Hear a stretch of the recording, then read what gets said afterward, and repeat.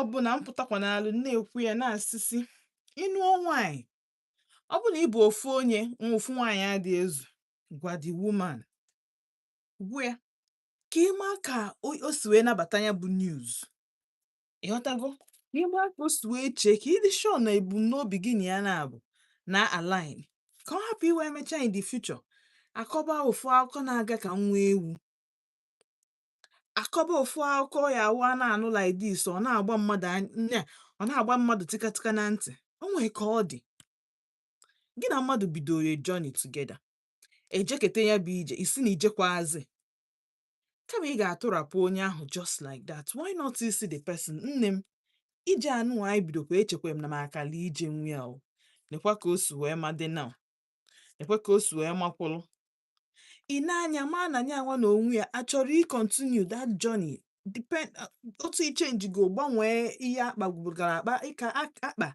ije kpagharịa because ihe nji maka ya wee bịa n'ụbọchị nke taa bụ ihe mmadụ ekwesịghị ime chacha ebe ọ gbasatalụ nke nwaanyị now kedu ka nwoke ga-esi wee deche pụta gwa nwunye ya na ọ chọrọ ịnụ nwaanyị ọ bụ dị na ọ gwara na ọ chọrọ ịnụ nwaanyị na ọnụgo nwaanyị and ọ nọ the lady dobia rent area ụlọ ebe ọzọ ịghọtago ụlọ ahụ o rentzi ọ nọrụ na be first wife ya because anyị akpọzi na ya be first wife amarozi m na onwezikwa nke bụ bie ka na ha na-abọ bụ bie ọ nọ na be first wife ya anakata oje na nke second wife ka ihe a na-eme nke nwaanyị ya bụ first wife wee bido dịba bita webe iwe ọsụkọsụ nwamkpi wee chọọ isugbu ya a sị na ọ try so many ways igbu that second wife ọ hapụ di ya o face ya second wife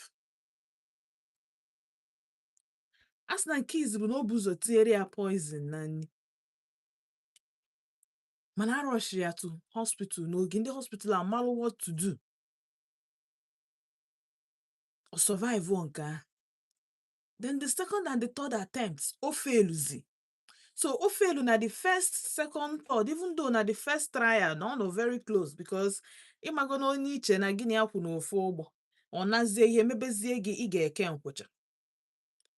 Ka nke first wife a work was, sorry, second wife a work was, ihe o mezi bụ na ọ nachi ezi azụ attack by the husband. Nas na nani abawa mba osi ya na ọ ga-eme ya ife. Haba mba osi ya na ọ ga-eme ya ife. Na ọkwa ịfụ ndụ a na onwe ike ọma ndeti aka na-ekwu okwu dị anya okwu ya bụ mmadụ gwa gị like this ị kwesịrị inyi anya malụ na onye nke a ee ka ngwazi unu ka o so enwetazie nke nwoke o ji ekpọta a young man si nga wee pụta the man asa abụchago nnọọ na nga wee pụta wee si ya mitie ya wee si anya na ọchị igbu di ya na ọ chọkwa ọ ya akwụ ụgwọ rent ere ya ụlọ na o helpkwa na alị ya gbuo di ya trọst ndị jelu nga ọ bụrụ mmadụ niile jelu nga na-erepent na nga ọ bụrụ mmadụ niile jelu nga na-agbanwe na ha si nga pụta nyanwa ka ha si na nke nwoke wee si oke wee kwete that day the man kwesịrị ịbata na biya a sị na nwoke wee zoo onye nke akwụrụ ụgwọ ozonye ya n'ime one wooden cabinet ha kụrụ ebe a na kitchen nke nwaanyị di n'elu ana na-eche di ya na palọ ka ọ bata ozugbo di ya batakwa n'ala naanị ya kenechaa nnọọ o tinyere ya nri orie o tinyere ya mmiri eji awụ arụ ọwụọ arụ ahụ ka ọ na-awụzi o jee mitie the young man si ya na di ya bata ya dị ready anachi etezie azụ ka di ya wechara arụ ahụ fa emezie ịmago n'ife nwoke na nwaanyị na-eme asị ndị n'ụdị ahụ eze ka di ejeziri ije wụzi nwaanyị wee gbadata wee sị ya in the next okay arụ ahụ ka ọ wụcha the husband wụchara arụ di na-elizi ya na alahụ ụlọ ozugbo notisi na ụdị ya alalutego ụra aka o wee mepụ na bed wee sị the young man ya ngwa a sị na nke nwoke ji pilo wee suffocate ya nya kpudo the man iru na suffocate ya the lady were mma wee sugbuo ya ihe amanụ mgboro one dimkpa nwoke ihe amanụ mgboro n'ihi ya sugbu nwoke ka nwoke wee nwụọ sị na o chenji ka ọ bụ the husband nyanwa na onwe bụ nke nwaanyị wee jee cheta jelamia ka ọ gịnị ụmụ akwa nwude a na-eyi overall ụmụ na-adị free ụmụ nwoke na-eyi kịta onye ọbụla ife ama m nọ na itu ebe ihe ahụ ka morning wear ama m nke a ya akpị akpọ ka free wear o wee chịrị ya nke di ya chinye the young man si anya change into it so that ndị mmadụ fụ ya ka echee na ọ the husband ka hapụ suspect ihe ọbụla nyanwa ka ha jebezi nyanwa ka o chinyezi the guy akwa pụzia the guy pụọ sị na ndị mmadụ fụkwara azụ ya mana nwere onye ya ama na ọ die ka na ọ bụrụ die kọsị ya bụ n'abalị ya maybe around 2-3 a.m. n'onyenwa ka apụtazi chifo ya bụ nwatakịrị nwoke ya bụ nwatakịrị nwanyị and that's na tupu na mgbe the man bata ụmụ ya bịa ikene ya the woman ekwere ụmụaka ịbịa kene ya si ha gbage nna chi ejugo ha ji elahụ ụra echine ka ha fụ mpa ha ka eso echuchie ụmụazị azụ si na nwoke na-abụ na ofu nwanyị otu a ka esi echuchie ha azụ ahụ ọchịchị ha ọfụrọzi ụmụ ya wee nwụọ ero the next morning the woman bụ ife bewere akwa na emere ha attack na ezufe oshi because mgbe the man na-apụ mgbe onye agburu di ya helpụ ya gbuo di ya na-apụ ọ sị anya chịrị fon ha chịrị laptop weruchie valuables wristwatch ka ọ dị ka oshi ka abịa na a robbery gone wrong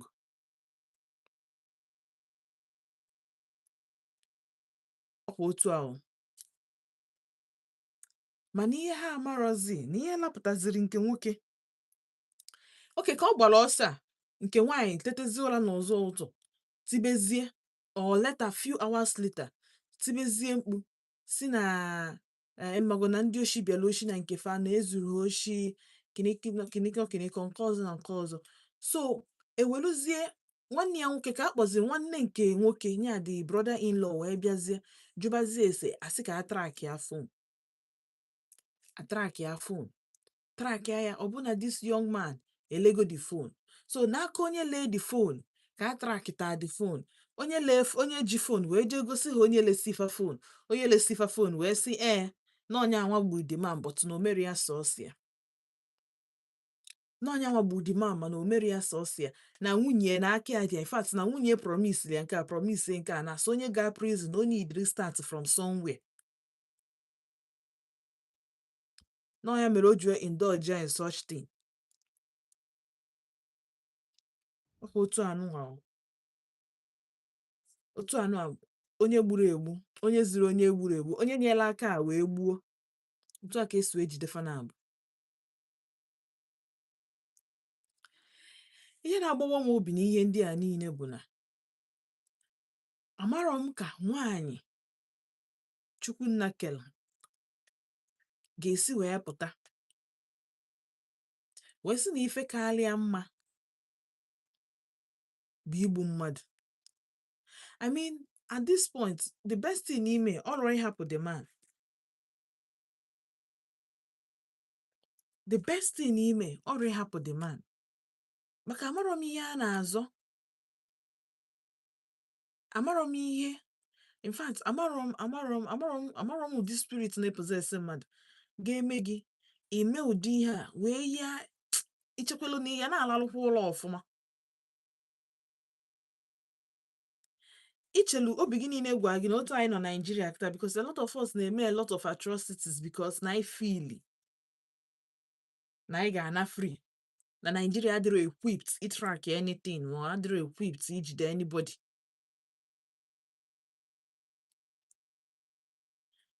Nwoke ịnụ nwaanyị ịgwara nwunye gị ọ mgbe ị nụchala nwaanyị ka ije gwa nwaanyị nke nwaanyị ka agwa ga-agwa kama ị ga-asị nke nwoke mba na ịma mmenwukwe ya na ịnọọkwu ya jee igbu the second wife ka ị succeed ro ịnachiete threaten about the man make a good your threat ya egbu the person wee jee were onye ọzọ bụ na onwe ha morals because onye jelu nga ọmansị gị no ọ ga-afịa arụ ife onye nga onye jelu prison onye jelu nga ị marọ dị ihe mere o ji jee nga ahụ because at that point ị marọ ọ ka ihe a mezi ka a bịa na-asị anyị na the person self na-ezugbo ori before na-egbugbugo mmadụ ọ bụrụ mmadụ niile na-repent na nga so ka ihe a niile na-eme onwere ka obi gị si wee shift tuo si gị na ọkwa mmadụ ibe gị oke ebe ọ bụ na ịma ndị ụdị ya ka ị hapụ the man ebe ọ bụ na ọma nkwe gị odidi ka ị hapụ imezi the man ihe kama ị ga-etinye onwe gị n'ọnwa na welu ndụ mmadụ cause one ị destroy gị ndụ ụmụaka ahụ ị destroy your own life ị endele life onye ọzọ then nwaanyị anụbata ime nne ya nwaanyị ajadu na-emebeghị eme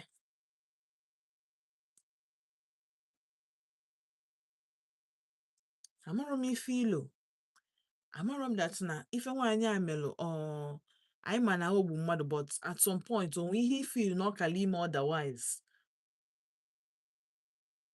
maka amarọ m ekwume before anọ m this story wee sị na nke a bụkwa another level nke a nọ on a whole different level anụnụbeghị m ụdị ya before ihe m na-anụ bụ na enwe ike ọ bụ na anụ kpodolu nwaanyị ọzọ second wife then odigidi nọkọtazi ya fall out of love ma ọ pụ na the marriage anụnụbeghị m ebe mmadụ chọrọ igbu mmadụ to the point na ị plan ya with an outsider. Hey, at the end of the day na-asị na ọma do man nwoke ibia biye kwetara ime ụdị ya kpọọ m na 07060485853 ma kpọọ na 09155708347 ama m ihe ilo uche onye adị njọ ihe nwaanyị anụnwa melụ ọ dị mma ụmụ nwoke ka ife a ga-agwafa gbasalụ ịnụ nwaanyị nke ịbụọ a lot of other people ndị mmadụ na-abụ apụtasị gị na ha adịghị eje ụka ọ na ha bụ Christians mana ha bụ traditionalists mana the culture Igbo land si gịnị na ị anụrịrị second wife at this point you make go up your mind kedu advice ị na-enye nwoke ma ọ bụ na ọnụgbugo nwaanyị na nwunye ya dị ndụ. Hello, good evening ka ime no ka afa gị na ebe isi akpọ m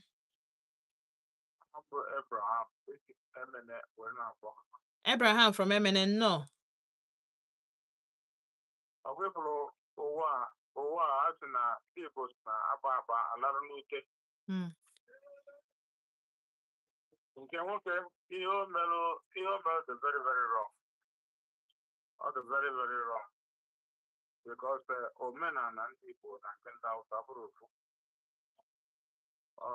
ọnụ ugwu Hausa ka ọ ya bụ ịnụ onye Hausa nwaanyị na-anụ onye Hausa eburugo n'oge na ọ bụrụ ọsọ ya maka a ga-anụta debe n'ụlọ but ndị Hausa na-anụ multiple wives ọkwe na-aghọta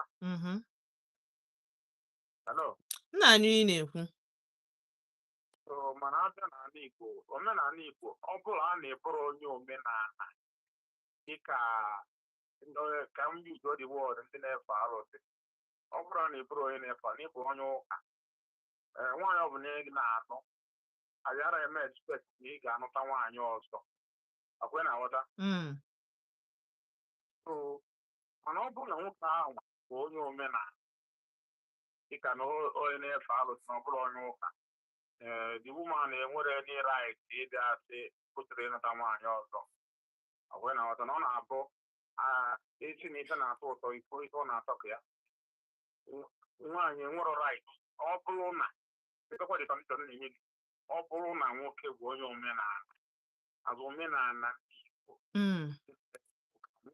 nwaanyị nwere right esi na-ayara anụta nwaanyị ọzọ mana ọ bụrụ na nwoke bụ onye na-ekpere Jizọs o nwere right ịnụta nwaanyị ọzọ without ya na nwunye ya ịkpa ya akpa ọkwa akpa ya eme agree digest ya very very well.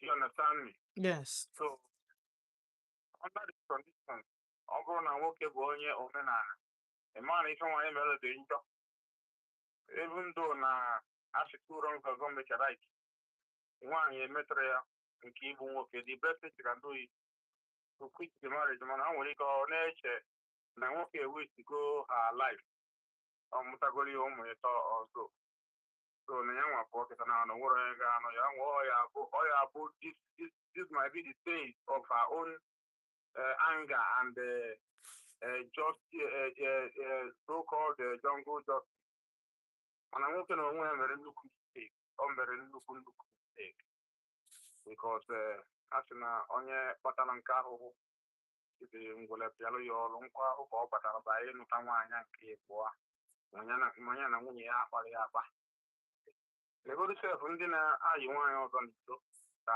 ha uche n'aka ha sị na onye ya na onye ilo dị na-adịchiri uche n'aka every time. In fact mana nke nwoke kara egwe ya agwa nke nwaanyị na onwe ya ọ tiekwala aka na nnukwu nsogbu baghị ya nwere ike wetụta extent so ọ na-aka ọra m n'ọnụ. Daalụ so. All right, 0706-048-5853. My one is 0915-570-8347. Kefilo, Keichel na nke nwanyị kara ime iche. Ife iche na nke nwoke kara ime iche. Maka na ya bụ okwu ọ gbakwalụ mkpe. Ọ gbalụ nnọọ ezigbote mkpe. Adị m anụnụbeghị m nke nwoke nke nwaanyị ịkata obi. O nwere ihe bụ na oke na nwoke na nwaanyị na ihe a melụ na-ababa mba in the fit of anger. Mana nke a nwaanyị anọgo days digest ya ife di ya melụ.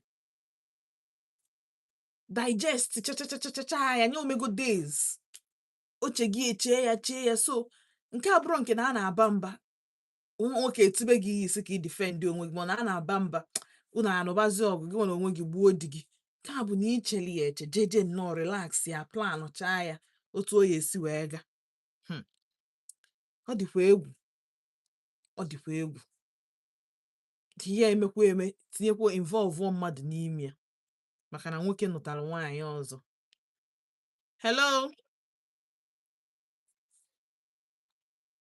Alright, rule number 1 I make sure na ịgbatịnata redio gị before ịkpọ m yes ka anyị nwee ike kpa nkata ka okenye ka mmadụ na-abụ gara school ka mmadụ na-abụ nwere ọgụgụ isi ghọtago maka na mụ nwee ike na-ashout gbatịnata phone ka na-asị m hello afọ m bụ gbatịna so biko jisie ike gbatịnata phone gị tupu ịkpọ m. Hello.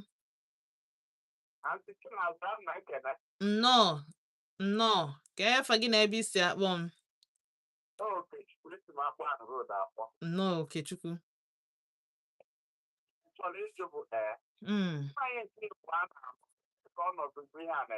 Erentịrị ụlọ ebe ọzọ ọ dịka nwoke bi Independence Layout rentịrị ụlọ na-abakpa ma somewhere around there. Ebe ị katara otu ka ịgbawa nwaanyị mmadụ wee jee nụta nwaanyị ọzọ ọ kwesịrị ịbụrụ nke ọ nọrọ ọkụ nọtụ ịnọdụ udo onye nwa na-ịgbawala obi onye nwa n'ime bụ gị na ya na-akpọ mmebi etụtụkọbalụ nnọọ wee kpata akụ wee ghọrọ mmadụ. Enwekwa ike mgbe ha nụrụ di nwere onye nwoke nwanne dore isi ike ya na nwaanyị a wee chụpụ wee jụọ ụmụ ịtọ ọka bụ marriage a nọrọ ntinye a. At least marriage I got carried on up to 5 to 6 years, if not even 10 years. Ya gị na nwaanyị mmadụ kpakọ na kata njeje mụrụ nwaanyị ọzọ bụ na akparị akpa jebụzi the wọt onye nwa n'ịgba ọrụ gị na-ebikwalụ the man ọ na-ezu nwoke ihe mmekwe nwoke akwa nemesis ọ nemesis because ebe ị nụtara eche m na ihe a na-ekwu bụ na anụta agbọghọ bụ agadi ebe ị ga-anụtazi nke ọfụ ikwesịrị ịkwalụ ngwongwo ojekwu nke ọfụ ahụ hapụrụ nwaanyị ahụ ebe ahụ atịsị ihe gap as long as nwaanyị a na-apụta nwoke ahụ ọ ga na-agbata isi ọ bụkwara ịnụ nwaanyị na-abụ ọdọrọ mana o nwere ka ị ga-esotu nwaanyị na-abụ ọ bụrụ ịgbawa nke ite obi ọ bụ na ị mechara anya weda na ibe kristian onye ọbụla na-eche ụka abụrụla ha chabụ kristian onye chọrọ ịta n'ụka ịkpọ nwaanyị ekwu ihe chọrọ ime nwaanyị asịghị mba na ya chọrọ ya then ị nwere ike isi ya ngwa biko nara na ọ bụ na ị chọrọ ma ọ bụ esi ọhịa jọgburu onwe ya na oche mewe ihe without the consent of that the first wife ịgwara ewu na-aba akparị ya akpa ọ bụrụ mkparị ọ sịghị mba na ịma anụ ịma na ị na-ejezi isi ya ngwa biko ị ga-anụrịrị ya nta ya ji ebe dị ụzọ ị na-eji ịnụta kama ị na-ete edote ọhịa ego wetu nwoke ihe nwoke a mere ote ka ihe asị ewe m iwe ịkọta mmadụ nwaanyị ọ na-esiri nri n'aka na-ekwu ume na the other room. Daalụ. Ike gwụ my brother. Ike gwụ. Alright, nna cheta ọzọ ka anyị nwee ike tinyekwa ọnụ na okwu anụ a niile. Ịghọtago anyị ji mee ka ya wee bịa. Just ka nzụchara obere afịa kpọchara ofu egwu. Na cheta azụ anyị ebidokwa ebe anyị kwụsị. Ndewo.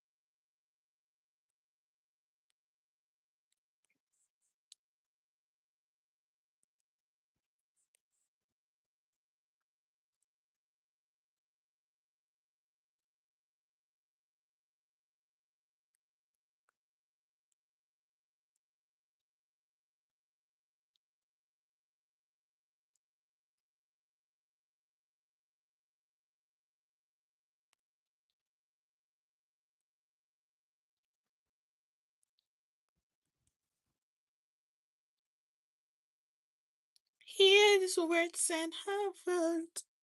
Oh.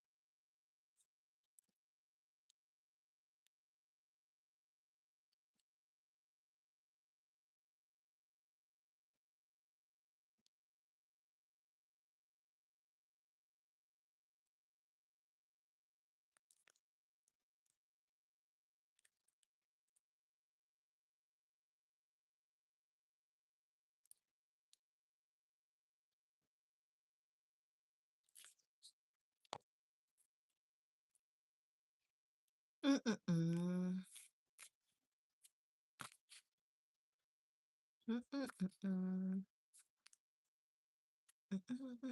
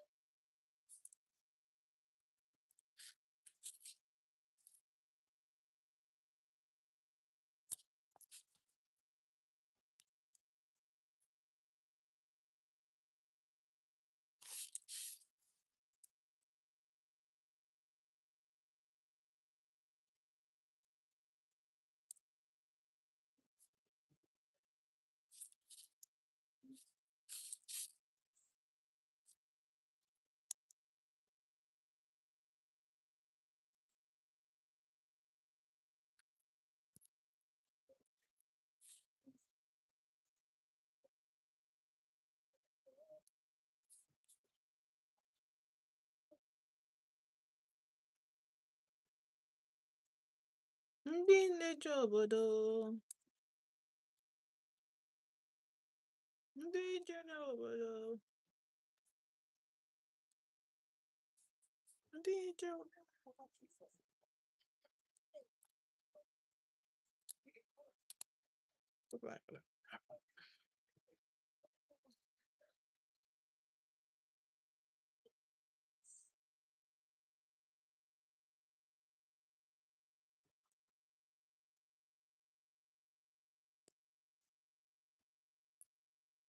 anachetago m azụ na Volt 104.3 FM. Yes, egwu anyị kpọọ ide ndị ji obodo, ndị dị ndụ, ndị ngwụrụ anwụ, ndị bụ na mgbe fanọ Igbo bụ nnọọ Igbo. Ịghọtago?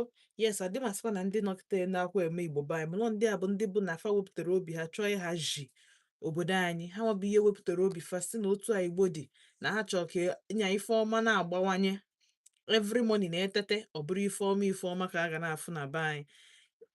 Adị m sure na egwu niile ahụ gụnụ na imere enjoy. Asị m ịmago enye ndị ebe anyị emechalụkwa ife ego, anyị emechalụkwa ife egwu bifo anyị wee mechalụ ihe okwu. Ogologo okwu adị mma na ụka mgbede, mana ebe a bụ ụwa mgbede anyị ga na-ekwu ka ndị na-amụta, ndị ya amụta taa, ndị ya amụta echi, ndị bụ na fa amụtago mana ha na-etinye dia 2 cents, ndị bụ na fa bụ ndị okenye, maka na ife njuela ike Odenigbo bụ ife afọ. Enwe m ndị okenye ebe a, mụ na onwe m bụkwanụ onye ntụkwukwara na n'ebe anụ a na-amụtakwa, gịwanụkwa the other side a na-amụta ya, na-eshie, na-atụkọ isi ọnụ, anwe ike na-eme ikisensị. Ghọtago? Cheta na onye ji maka ya wee bịa bụ nwaanyị gburu di ya maka na di ya nụrụ nwaanyị ọzọ. Ọ tara ịga igbu nwaanyị, ọwa ọkụ ebe di ya nọ, maka na di ya fu red flags. di efuru enough reason why o kwesị iji wee hapụrụ nwaanyị ahụ. Di efuru enough reason ịpụ n'ụlọ ahụ, mana o decide amarọ m ihe wụ ebumnobi, amarọ m ihe oche na di nwunye ya enweghị obi na nwunye ama mmenwu ụdị ihe ahụ, amarọ m. Mana nwaanyị ije I mean, ọ pụtara na ụmụ nwoke adịghị amadị mgbe ha mejọ mmadụ? Ọ pụtara na ụmụ nwoke adịghị ama na ụmụ nwaanyị na-adị mejored by ụdị ihe dị otu a? Nwaanyị ahụ ịma oke ha wee na ịmarọ na ị mejọrọ ya, still gị na ya na-ekwu okwu, ọ sị gị ọkwa gị na ọ ga-eme gị ihe, ọkwa gị ịnwụọ n'afọ ịnwụọ, ịnwụọ n'izu ịnwụọ n'afọ, na-eme threat to your life, ịgba ya nkịtị, ịpụta gị ochie na iri edina unu na-abụ edina n'elu bed wee ka na-eme bed ọ na-esheki bed a na-eme jigijigijigi. Ee, anụkwalụ m na asị na ọ bụ na two people na divorce, na ọ bụ na ha yiri uniform bịa court, gị malụ na that na ha draw serious, they don't really want to divorce. Anụkwa m na asị na a home where a na-anụ ọgụ mana n'abalị bed na-esheki na nwere si hapụ those di na nwunye, mana ifugonian. So amarọ m if it's right to say that na nke nwoke dị very insensitive, and ọ naghị adị m ịdị insensitive na things like this.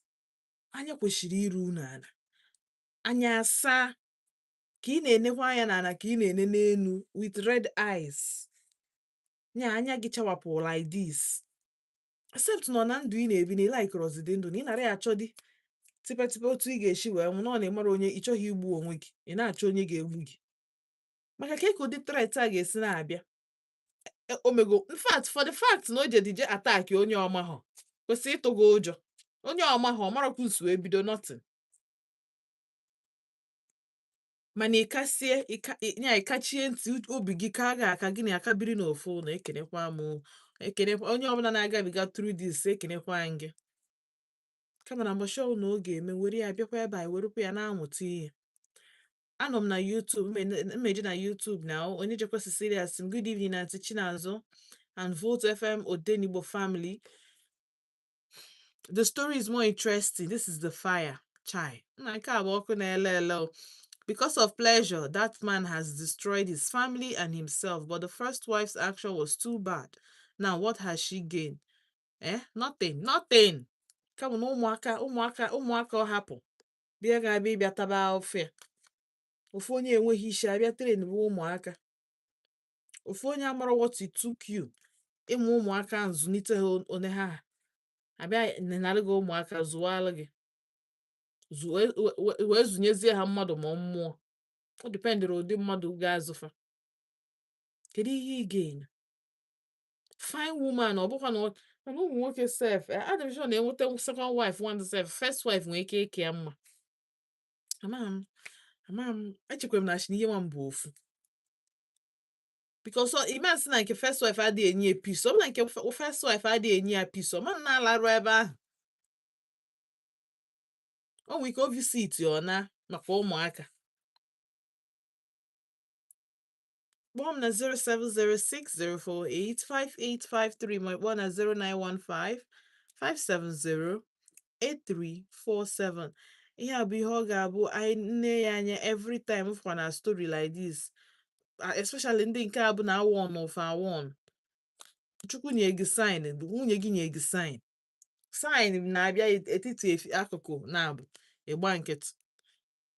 Hello, mgbede ọma, ka eke ime? Nnọọ, mmadụ abụchi.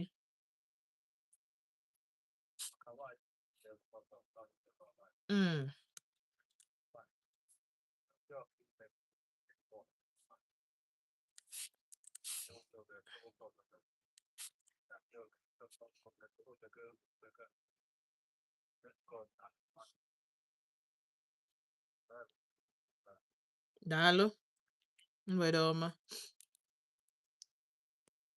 Nnugonian, ọ bụrụ sọ ụmụ ya ka o mejọ Chukwu, mejọ mmadụ ọbụla na ya na-akụ, because onye a bụ nwanne mmadụ. O nwere ike ọ bụ na parents the guy ka dị ndụ, ọ ga-asị nụ na ọ ga-emefe ya ehe ebe ọ bụ na fa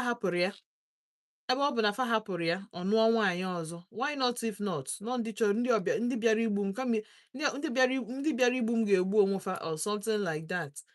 Maka ka otu ọzọ anyị ga-esi wee kwu ihe a kịta anụ a ka o mee nke sense na ihe a bụ the reason why nwaanyị ji wee mee ụdị ihe kpaa agwa dị otu a. Anyway, ka m tụchalụkwa afịa ọzọ na cheta azụ mgbe nna chetala azụ ka anyị bidokwa ebe anyị kwụsị. Cheta na ị nọ na Volt 104.3 FM. Afọ mba ntị Chinazụ, ndewo.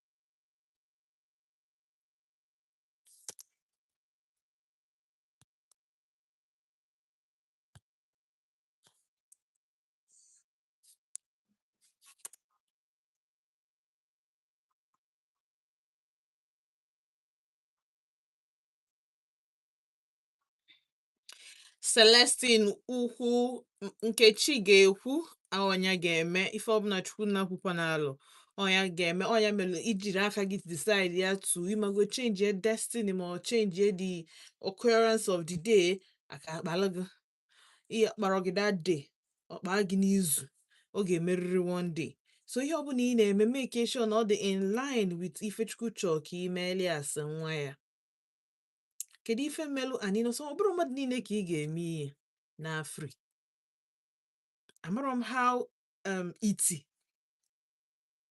ndị a na-abọ bụ melu ihe eji wee zuru fon obi gị asịrọ gị hey na ndị a nwekwa ike ịtraki oke obi gị na-asị gị hey na ha eji ha ego ịtraki fon hey ya bikos ibe na ana anyị na at least na ana Igbo nke mmagodo ezuo fon gị chọọ ịtraki asị gị degodo polis steshọn iweta statement ndị chọọ ịtraki fon mgbe aha ide ya edegodo statement first idobegodo ebe 20 ma ọ 30,000 ijeruzie na your providers network providers office ha wee bizie gị nke bụ ego so sometimes ọnya ka ọ ji ahụ ndị mmadụ pụta ha zuru fon ha na free ha were ihe mmadụ ha na free because obi ha na-agwafa na fa ama mmenwu gịnị na ha ma ntrak nwe na ha ma nwetenwu the phone na ha enwero the time and the energy maka ihe a niile na-estrich mmadụ mgbe ị ga-eji wee jechaa polisi wee pụta wee jee network provider ike agwụgo gị but unfortunately ọ bụrụ for this particular family nwanne ya nwoke si na ọ ga-afụrịrị isi kede oke na ha zuru fon gbazie agbim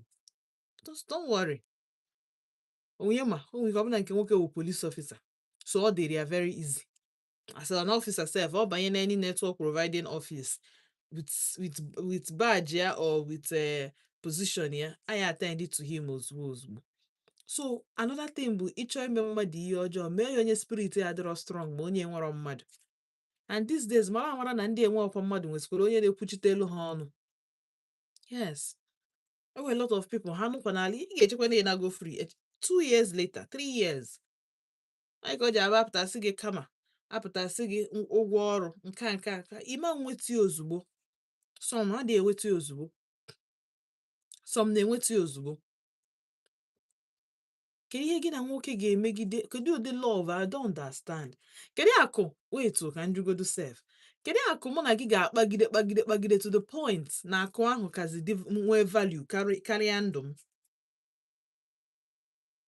kedu akụ ị ga-akpagide mụ nwa Bazi Chinazọ ya akpagide kịta ọka dị valuable karịa my life so ka ihe na fight zefo akụmma anụ ọrụ ya ọgụ mara adị ndụ rie ya ka akụmma anụ ọgụ nụtụ ya mana mmadụ enwe peace of mind wee na-eri ya ọ dị very important sometimes anyị dị eche iruche azụ ihe anyị nọ ya bụ the way how we feel ozugbo ahụ otu asị dey hot otu oshi abịa ọbịakwana gị n'ụtụtụ like that piam iteki action ozugbo ịma nche echiche onwe ike nke nwoke kwuyarịzie ọnụ iwe wobe gị ibidokwa n'isi gị strategize ọkwa ka ị ga-esi wee memina onye nke ma ọ bụ na 07060485853 ma kpọọ na 09155708347 enwere m obere ohere ipik kọl gị fọ ndị niile bụ na fakpọ m n'ụbọchị nke taa daalụnụ Chukwu gọzie unu hello ka ime nnọọ ka afọ gị na ebe isi akpọ m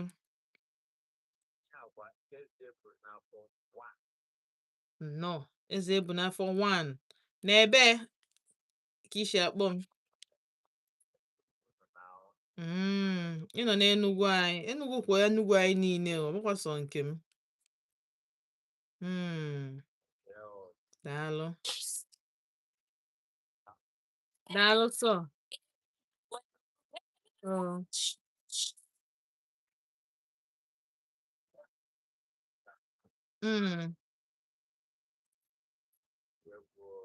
ike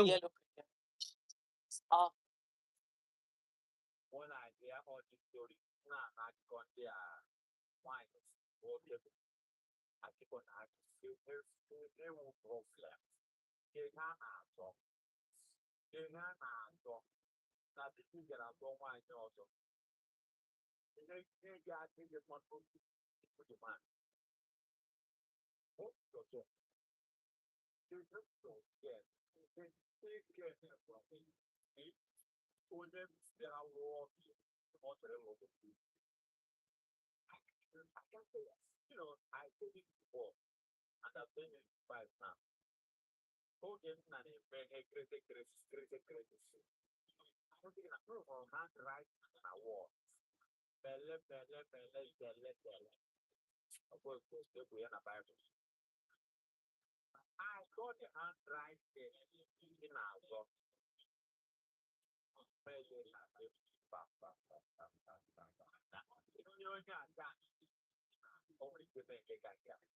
Some people that put your hand right, they will teach like for them. They will die. If not die, I can't pray to them. Marriage is not or that. Marriage is not or that. This is that is not working out. It's either you live or the person lives. The hand of the devil as the hand of or welfare. More one for me and water, oh my brother. More one for me and water, oh my brother.